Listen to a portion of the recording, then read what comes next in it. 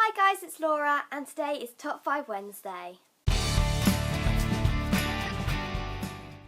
This week's Top 5 Wednesday is Top 5 Couples.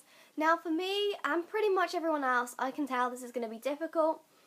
You can probably tell there's tons of couples out there that I love, and in all honesty, I can't include them all. So I've just picked a few and I'm going to share them with you guys. Now, how can you talk about top 5 couples and not talk about this?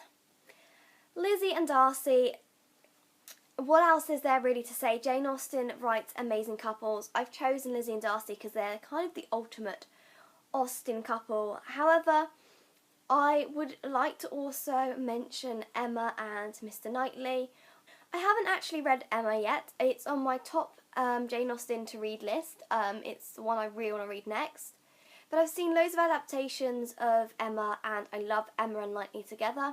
But obviously Lizzie and Darcy's story is amazing and you can't have top 5 couples without a Jane Austen couple. The next couple is another classic couple, and there is tons of classic couples I could choose, but this one has really got my eye, and that is North and South. We've got Margaret and Mr. Thornton.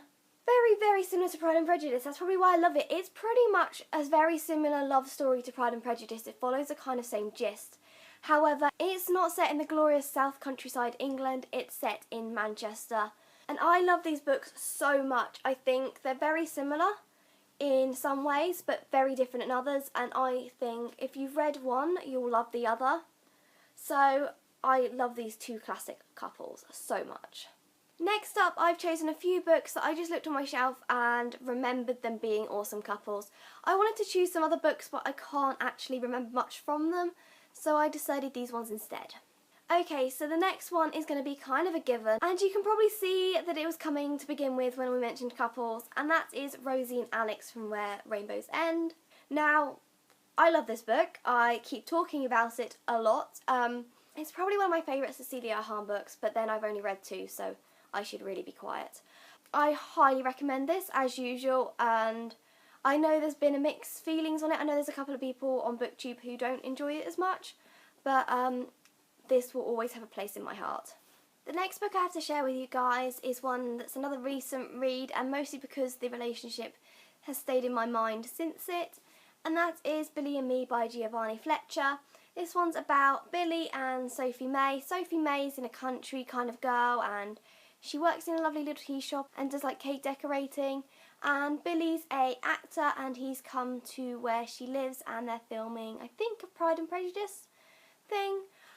But if I can remember rightly, I found this a really beautiful, cute love story, and I really can't wait to read more by Giovanni Fletcher because I'm a sucker for lovely romances like this. Now, the final book I have to share with you guys is one I read ages ago, and it's one that will always stick with me because it's an amazing series and the writer is amazing and wonderful, and I could go on and on about how much I love this series and the author. And that is Noughts and Crosses, Sephy and Callum by Malorie Blackman. Sephy's a cross, Callum's a nought. They're not supposed to be together, but they do get together sort of thing, and the story's heartbreaking, beautiful, and the reverse of what we in today's society know is amazingly written, and highly recommend this. It's a bit dogged because I've read it quite a few times and carried it around with me, but yes, I really love this series, and if you haven't read it already, I'd really recommend it.